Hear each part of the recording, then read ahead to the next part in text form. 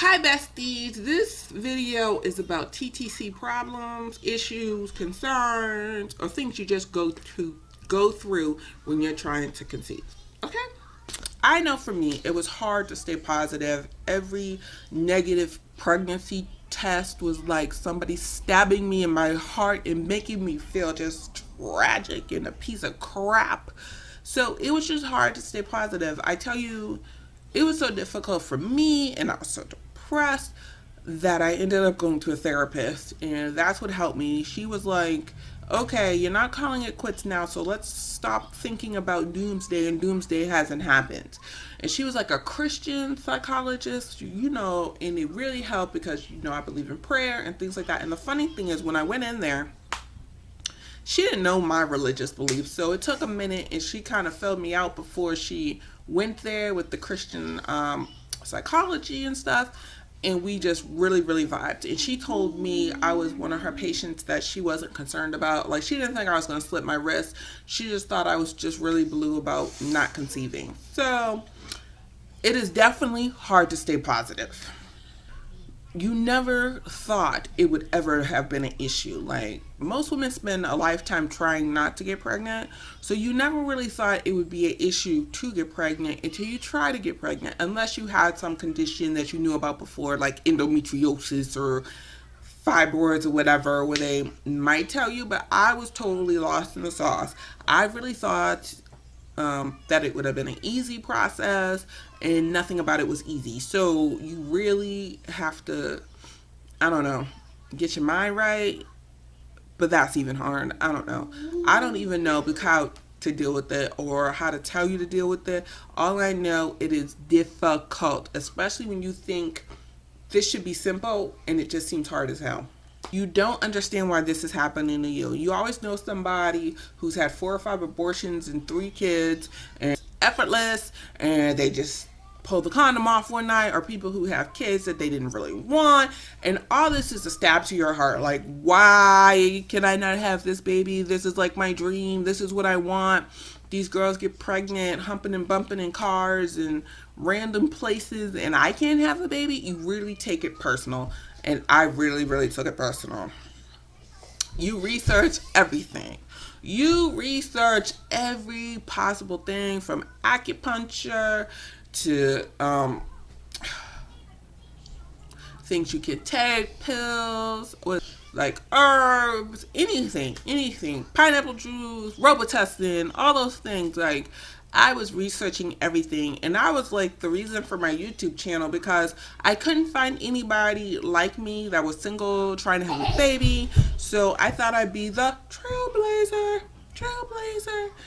But I was trailblazing alone, like, until I met my homegirl, and she was a single mother by choice. She actually got pregnant a couple times, long story, but her daughter is literally a year older than Ava. They were both born in May, a year apart. So her daughter's 3, we'll be 4 in May, and Ava will be 3 in May. So it was a God blessing to bring her into my life.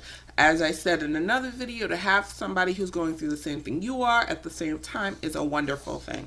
Doctors don't give you direct answers. Yes, this used to piss me the fuck off. Like, they give you statistics, and they don't think this, and you have a 5% chance, a 10% chance. Like, my chances were all under 20%. Like, 20% was like the highest chance of an IUI. Mine was way smaller, unless you spend $2,000 on this medication, but we can't have no guarantees. Like, they always talk in this ambiguous ass way that you want to reach out and strangle them. Like, I want them to predict the future. I want you to tell me I'm coming home with a fucking baby, that I'm not doing this all in vain. Like, you want to hear that once you get to the medical, right? You're paying all this freaking money out your pocket, because I was not blessed with insurance that paid for shit. So you're paying for all this out of your pocket. You want to hear you're coming home with a baby. That's what you want to hear. But no, I had a doctor who had me crying, like literally boo-hooing in her office, boo-hooing when I was getting the HPV test, boo-hooing. I'm not a crier. I don't cry a lot. This whole process had me crying a whole lot. Unexplained infertility is a thing. Oh yeah, I sat up there during a lot of these damn seminars, and you could have those perfect ass test scores and still not get pregnant. And what do they call it? Unexplained infertility, oh yes, meaning we have no freaking idea why you're not getting pregnant. Like, his sperm's good, your eggs are good, everything's good. You did good on this test, that test, that. We have no idea why you're not getting pregnant. And it tells you that medical science don't know everything. They really don't, and they leave themselves a way out.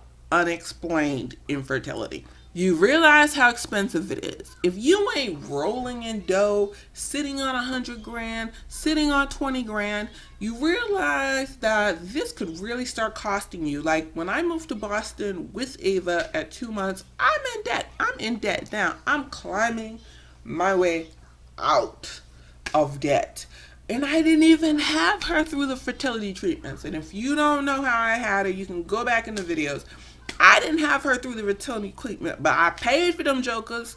I put them in my debt because I was desperate to have my baby, and I wasn't going to wait until I saved them coins to have no baby. So I'm in debt. Yes, I am. I'm in debt. And the thing that pisses me off is I think I spent the majority of my life in debt, but before I started this fertility stuff, I was almost out of debt. I was almost debt free. And then I climbed back in. I'm suffering.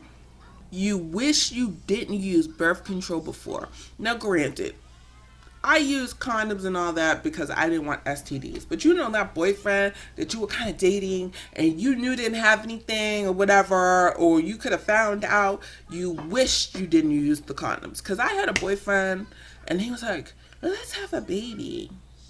No.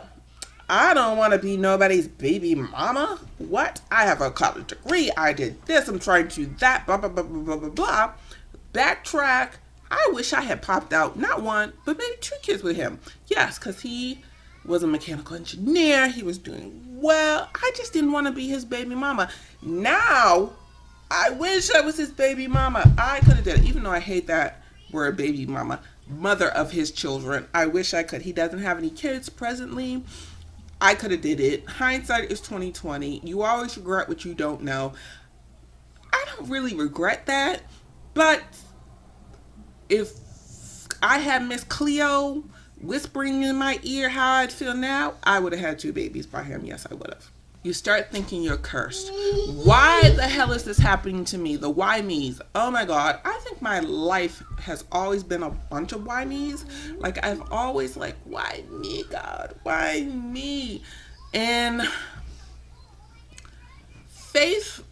fear and faith doesn't work in the same heart. And I tend to let the fear creep in and the faith creep out. So you start having the why me's and not understanding and stuff like that, and I definitely have the why me's. This is my last and final one.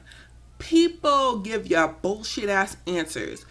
Okay, first of all, sometimes you just want someone to listen to you, feel your pain. I'm not looking for a solution. It's not like you can crawl up into my ovaries and make them work and make a good egg come out when I need it. That's not what I'm asking. But when someone says, well, if God wanted you to be a mother, he'd let you be a mother. I'm like, what? I really got nasty with those kind of answers. I really probably owe some people some apologies.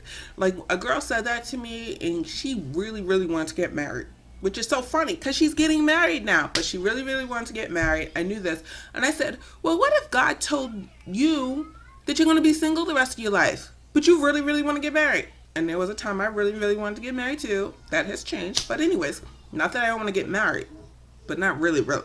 Anyway, and once I put it in that context, then she understood what the hell I was talking about. I was not at the point to accept that I was going to be barren. Okay? I was not there. I was really mad and angry and upset and seeing a therapist. So telling me at this point that maybe God doesn't want me to be a mother really made me want to cuss somebody out. Yes, and I kind of did. You know, and if she's watching this video, which I don't think she watches my videos, but if she does, I'm sorry. I am really, really, really, really sorry, and congratulations that you're getting married, and I'm so glad we're both getting our dreams. But anywho, stupid answers to what you're going through. Couldn't take it. Like, comment, subscribe, holla back.